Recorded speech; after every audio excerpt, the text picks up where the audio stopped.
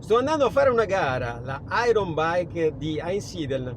Siamo a fine settembre, mi ero iscritto l'anno scorso, è una gara che si sarebbe dovuta fare dopo la Swiss Epic, quindi pensavo la condizione fosse stata perfetta, e invece a causa Covid l'hanno spostata quest'anno e ho dovuto andare su di condizione perché sennò questa non la porto a casa. Sono 77 km per 2400 metri di dislivello positivo. Obiettivi particolari? Nessuno, dare il massimo, dare il meglio e portarla a casa, tutto qua. C'è tanta gente forte in questa gara. Lo vedete questo a sinistra? Ha vinto la Swiss Epic quest'anno. Sì, è proprio lui, è proprio lui. Si chiama Nicola Rohrbach, è un mio vicino di casa. E qua siamo ad Einsiedeln, famosa anche per la gara di Coppa del Mondo del trampolino nordico. Vedete i trampolini? Il famoso cluster. Quest'anno la gara non parte da qua, ma parte da più su. Questa è la partenza. Questo qua davanti a me è Nicola Rohrbach.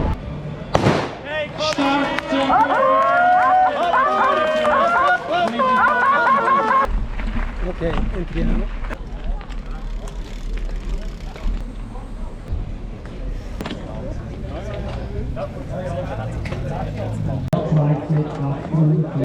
A fianco a me si è messa una gnagna stratosferica, ma proprio carinissima. Ho detto, vabbè, l'obiettivo è starci dietro.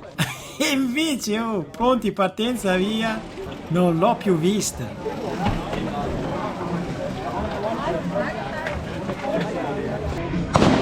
Start 77 km, erste Startflug. Parte!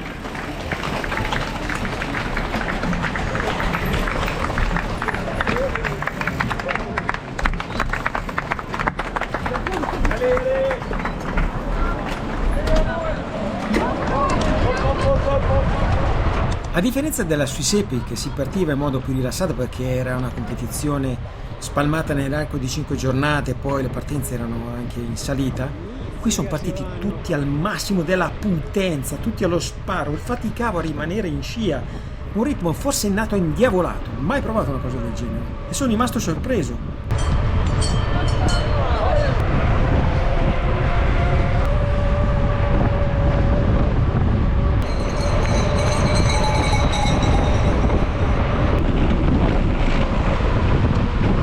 E subito dopo il ponticello è iniziata la salita e quindi l'ingorgo, seguito da un progressivo sfilacciamento del gruppo.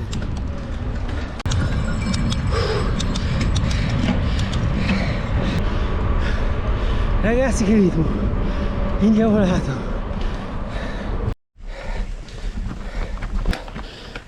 E dopo 30 minuti e 11 km il primo scollinamento.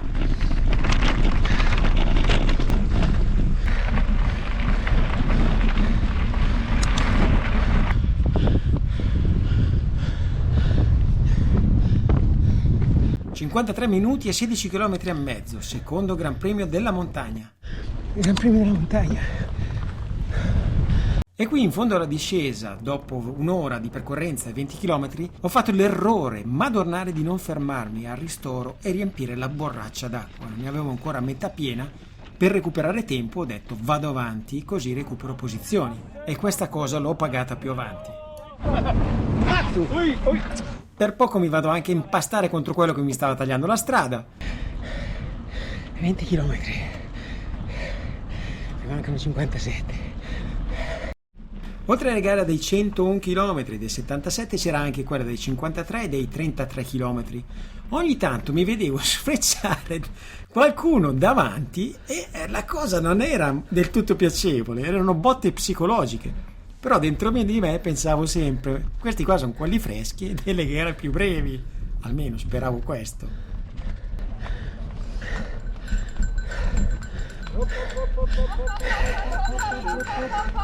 E qui siamo a un'ora e mezza e 23 km, terzo Gran Premio della Montagna, questo strappo è bestiale.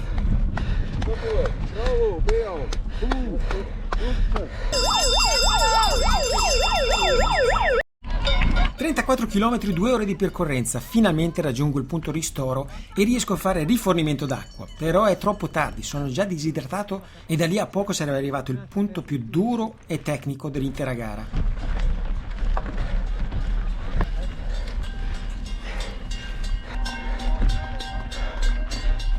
Siamo a metà gara, si sta scollinando, adesso inizia il pezzo tecnico. Ecco, questo è il segno della morte.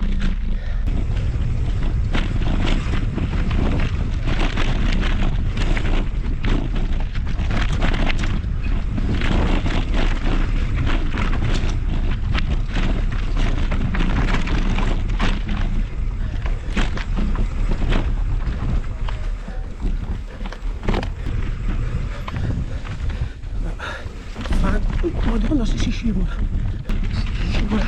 parecchio. Ho un grosso problema, crampi alle cosce.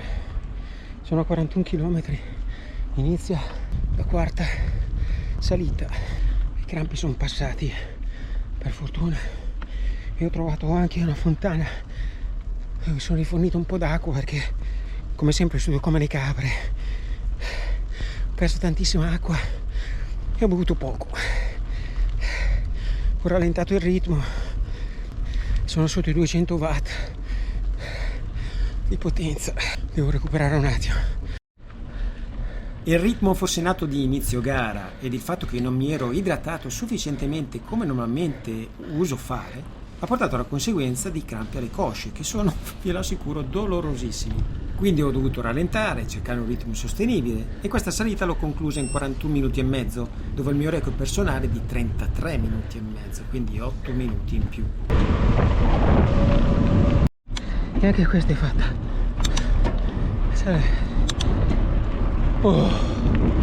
Oh, quinto Gran Premio andato, ne mancano ancora 2. Forza Stefano, Ale.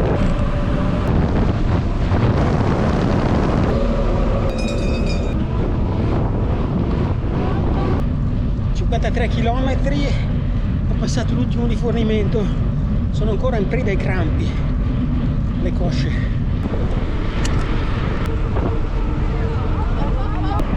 E fortunatamente nel tratto in pianura sono stato raggiunto da un piccolo gruppetto, mi sono messo in scia ed è stata una libidine, il ritmo era altissimo, sono riuscito a recuperare un po' di energia, a sciogliere un po' i muscoli, ci si dava il cambio regolarmente e lì mi sa che abbiamo guadagnato parecchio tempo rispetto agli altri. Quindi i benefici di stare in gruppo, di stare in scia e di darsi il cambio li ho potuti provare per la prima volta con mano.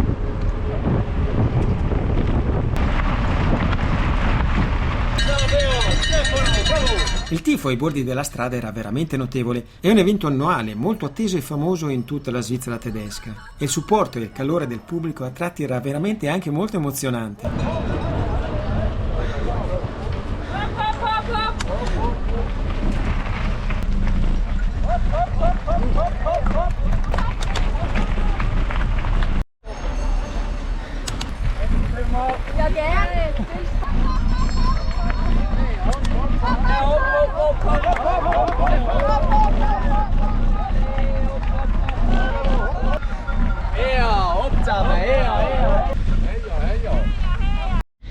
È iniziata la sesta scalata e inizia a scendere qualche goccia di pioggia, ma tanto con tutto il sudore che mi cade dalla faccia non me ne rendo neanche conto.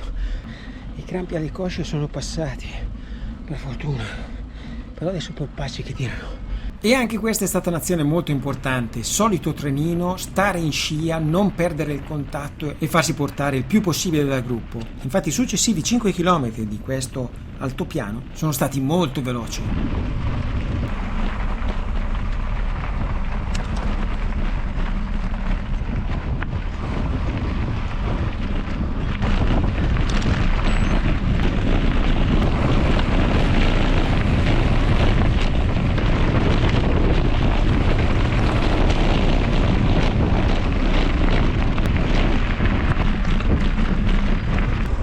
A differenza della Swiss Epic, dove in discesa ho sofferto parecchio, qui invece ho recuperato diverse posizioni. Anzi, regolarmente venivo frenato da chi mi stava davanti.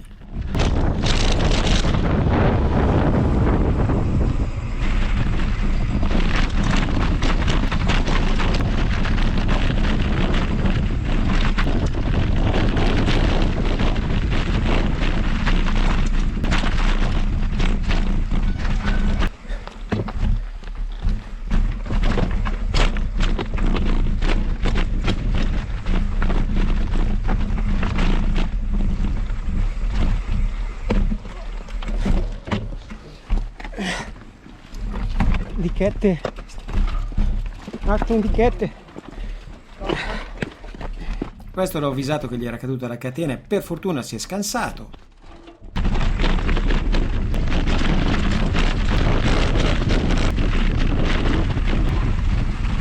E questa invece non c'è stato modo di superarlo, ma ha fatto perdere un sacco di tempo.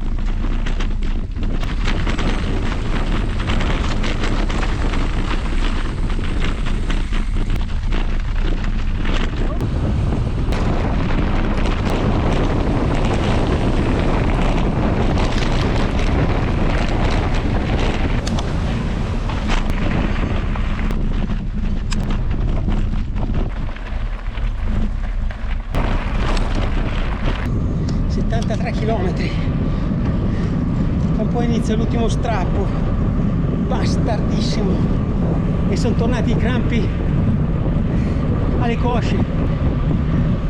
Dai, devo tenere duro.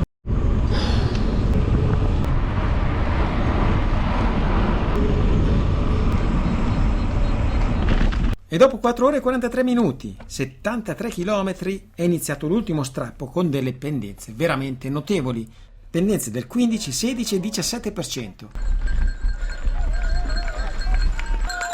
E qui la bicicletta andava spinta, impossibile pedalare. E qui ho rischiato veramente di bloccarmi. Avevo il retto femorale, il muscolo delle cosce, che erano tutti e due bloccati. Ad ogni passo era un crampo. Io non so come ho fatto ad arrivare sopra. Ho stretto i denti e piano piano sono arrivato su. Poi anche salendo in bicicletta i crampi si sono attenuati, ma erano sempre lì latenti, quindi non ho potuto spingere più di tanto.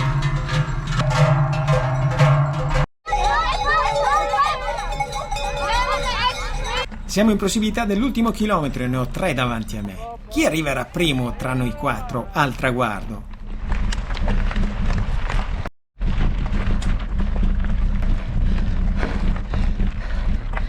L'ultimo chilometro, tutto in discesa.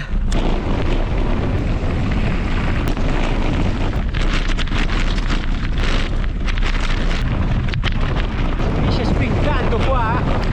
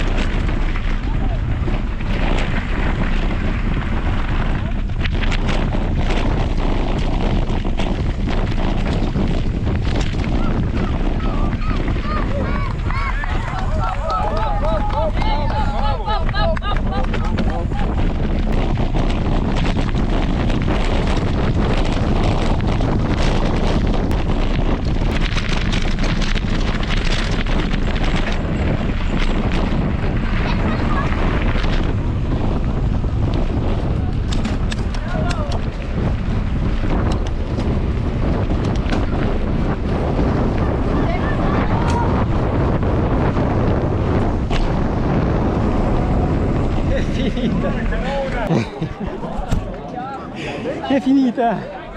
È finita! Dein Tempo, weißt du? Aber ich habe den Berg sehr von mir geschlagen.